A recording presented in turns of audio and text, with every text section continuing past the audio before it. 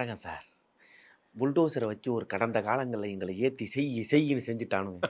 இப்பயாச்சும் சனி பகவான் எங்கள வந்து எங்களுக்கு வந்து ஒரு கருணை காட்டுவாரா? அப்படின்னு நான் கேட்கல. அவங்க கேட்குறாங்க. உண்மை என்ன அப்படின்னா, கடகராசிக்காரர்களை பொறுத்த வரைக்குமே, இவர்கள் எல்லாம் ஒரு சங்கம் வைத்து என்னை தேடிக்கொண்டிருக்கிறார்கள். ராம்ஜியை தேடும் கடகராசி கடகராசி அன்பர்கள். ஏன்னா ரொம்ப நாளா வந்து நமக்கு வெறும் கெட்டது மட்டுமே சொல்லிட்டு இருக்காரு இவரு. அது என்னமோ தெரியல, எனக்குமே ஒரு கில்ட்டியா இருக்கு. உங்களுக்கு அஷ்டம சனி வந்த நாள்ல இருந்து சொல்லிட்டு இருக்கேன்.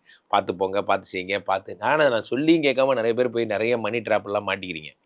இப்போ சனி பகவான் ஒரு வழியா அப்பாடா ஒழிஞ்சாண்டா அப்படிங்கிற மாதிரி இப்போ 8ஆம் இடத்துல இருந்து 9க்கு போறாரு. நீங்க நியாயமா சொன்னா இந்த பட்டாசு வச்சு கொண்டாடணும். அப்பா இனிமே வராதரா ஊருக்குள்ள ஒரு அந்த மாதிரி பிடிச்சிட்டு போயிட்டாங்க அவனை. இப்போ 9ஆம் இடத்துல என்ன ஆயிடுது அப்படின்னா, சனி பகவான் கிளியர் ஆயிட்டார். 8 விட்டு போயிட்டார். என்னைக்கு 8 விட்டு போனாரோ அப்பயே வந்து என்ன ஆயிடுச்சு, உங்களுடைய தாரித்ரியம்னு சொல்லக்கூடிய வறுமை நிலை ஒழிந்தது. 8 என்றால் வறுமை ஹரி. அந்த வறுமைக்கு அதிபதியாகப்பட்ட சனி பகவான் ஆட்சி பெற்று அமர்ந்திருந்ததால் ரன்னிங் மணியே இல்லாம வெறும் குஷனிங்கே இல்லாம ட்ரையா போட்டு அட்டின்னு அடிச்சார்.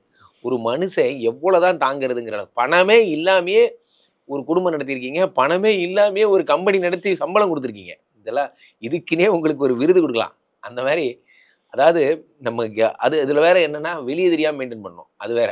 அப்போ 9ஆம் இடத்துல இருக்கிற சனி வந்த உடனே என்ன பண்றாருன்னா, இந்த 2 வருஷ பாதிப்பு, இந்த வெள்ள நிவாரணம் எல்லாம் சொல்லுவாங்கல்ல, அந்த மாதிரி வெள்ளம் வந்ததுக்கு அப்புறம் என்ன நிவாரணம் தருவாங்க அந்த வெள்ளம்லாம் சரியாகிறதுக்கு. அந்த மாதிரி கடகராசிக்காரர்களுக்கு இந்த 2.5 வருஷம் எப்படிலாம் இறைவன் வந்து உங்களை பாடாப்படுத்தினானோ அதுக்கெல்லாம் காம்பன்சேஷன் தராரு. கமான் கமான் கமான் கடகராசி இல்ல லைன்ல நில்லு, வரிச்சே நில்லு அப்படிங்கிற மாதிரி நின்றுட்டு, உனக்கு எவ்வளோ ஐயா எனக்கு 1 ஏக்கர் நிலம் பாதிக்கப்பட்டது, இந்த வச்சுக்க ஒரு 2 லட்சம், உனக்கு எவ்வளவு பாதிக்கப்பட்டது, அந்த மாதிரி காம்பன்சேஷன் தருவார்.